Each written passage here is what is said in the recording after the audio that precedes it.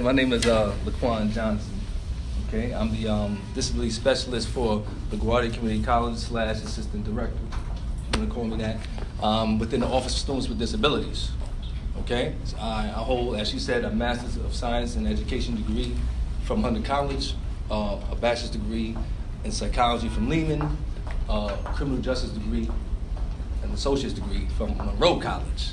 You know what I mean? However, I'm not one of those people that think that intelligence is a direct correlation to your academic level, meaning there are a lot of educated dummies, all right? You know what I mean? So don't think because people got, some people that they want to shove their degree down your throat so you can make them, you can make them feel good. Don't do that. You know what I mean? Because it's like, that word intelligence don't exist. You know what I'm saying? I want y'all to know that right now, because when you use the word intelligent, you're comparing yourself. When you say intelligent to who? Right. You know what I mean? Let's say you're a terrific English writer, but you suck at math. Are you intelligent? Are you intelligent or not? English. You know what I mean? I'm dumb in that. Let me give you an example. Let's just say this word intelligent exists. Give you an example.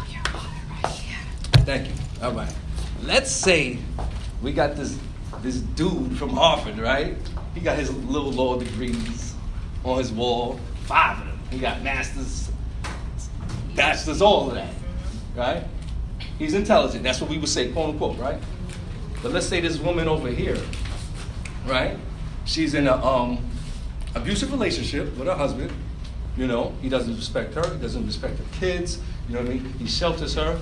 But she musters up the courage to leave it. Excuse my language. You know what I mean? Takes her kids and say, you know what? If I got to go to a shelter so my kids will be safe, that's what I'm going to do. She goes out here. She goes to college. She goes to City Tech, gets her part-time job, gets her master's and her bachelor's degree, and takes care of kids, and now they all safe. Let's compare those two. Who the real intelligent one? That Harvard dude or the woman that left this dude for the love of her children and herself? I would say she's more intelligent. You know what I'm saying? So, what we're going to entitle this talk, the title of this talk is going to be Bad Things Happen for Good Reasons. That's the title of the talk. Keep that in mind. All right? Y'all good? Y'all look a little tired. You straight? All right. We always look like. You look a little tired. I know. It's the end of the semester. We're better than last week. I Because dig last you. week, Yeah. I had to, y'all can go.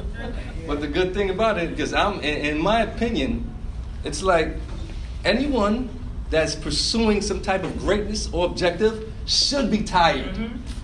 You know what I mean? So right now, if you weren't tired, I'd be like, you need to work harder. You know what I'm saying? Right. Seriously. Because it's like physiologically, when your brain tells your body that you're about to do something important, it induces anxiety and exhaustion. But this is good anxiety. This is good exhaustion. You know what I mean? So Ms. Preveva tells me that, all of y'all are in internship, So, at this point in your careers, y'all need to ask yourself, why am I here? Is this where I want to be? You know what I mean? You know what, y'all? It's something that I created, an acronym. It's called MRI. You need to check your MRI. Y'all know what an MRI is. Like, you look closely at something, right? So your MRI is, what's my motivational reasoning for my initiative? Okay? So your motivational reasoning for your initiative is basically, it's barriers or sets of circumstances that you've been through in your life that propel you to greatness. Okay? I'm going to say that again. Your motivational reasoning initiative are barriers and sets of circumstances that you had no control over, that was put forth in your life to propel you to greatness. Okay? Let's say someone that grew up in a household, an abusive household. Let's keep the abuse going. And, he's seen his mom getting, her kicked every day. And, but he said, you know what? Dang. And he knew that wasn't fair. So that propelled him to become this licensed social worker or counselor for people that have trauma. So therefore, he had to go through that in his life to propel him to his own greatness. So you see how he took a bad situation and used it for good reasoning? That's what he did. You know what I mean? So what we're gonna do today, I'm gonna give y'all a few excerpts of my life and possibly give y'all some tools that maybe y'all could incorporate in your repertoire. All right? All right. So you know, when I was a young kid, I got a cousin. She's actually in the University of Virginia right now, and when she was like 5 years old, I said to her, you know when you literally ask you what you want to be when you grow up, right? You know, we say doctor, lawyer, nurse, cop, we say all of that, right? But she said the most fascinating thing to me. She said, I don't know. And at that time, I'm going to you don't know. You're supposed to know. But as I got a little older, I said, she's right. Why the hell should she supposed to know what she want to do for the rest of her life? Why should y'all in this group right here know if this is for you until you go through it? You don't know.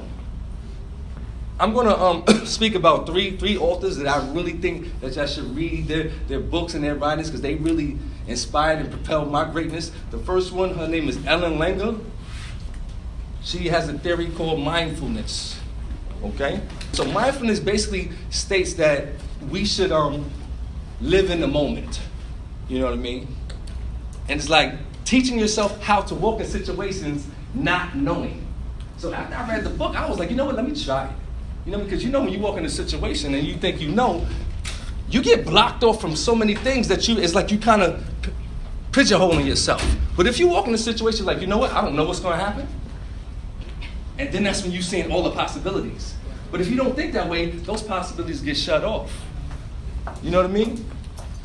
So how Ellen Langer came up with this theory, one day she liked horses. She was at a horse race. And so one of the disc jockeys come to Ellen Langer and was like, hey, miss, watch my horse for a minute. I'm going to go over to the Frankfurter stand and get him a Frank.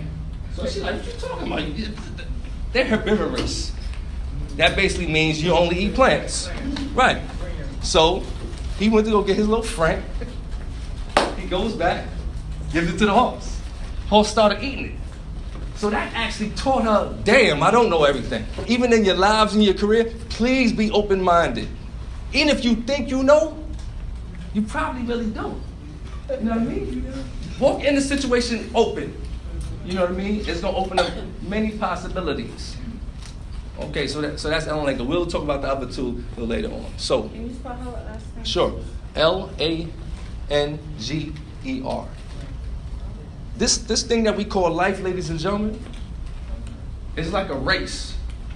I'm gonna give you an example. It's like a race. Now I want you to feel me on this. I want you to envision this, all right? Let's say you run in a race, two other people. You second place, right? She third place, he first place. You run in the race. All right, really? You run it. All right. Now, if I concentrate on her, what's gonna happen? He gonna leave me. If I concentrate on him, what's gonna happen? She gonna pass me. But if I concentrate on my damn self, I'm gonna leave her and I'm gonna catch this dude and pass. All right. So you know who she is? She's my past. He's my present. My future. I'm sorry. I'm living in the present. He's my future. So if I concentrate thinking about what happened yesterday and last week, I'm never gonna get to my future, ladies and gentlemen. I'm never gonna get there. And if I concentrate on getting to my future, my past is going to creep up on me and bite me. That's what it's going to do. All right? So I want y'all to live in the moment in this lifetime. Concentrate on it now. I know we want to be successful. We want to get this money. We want to get our degrees and yada, yada, yada. But you know what? You're not going to get there unless you're here first. You know what I mean? Utilize the past to propel you to your future.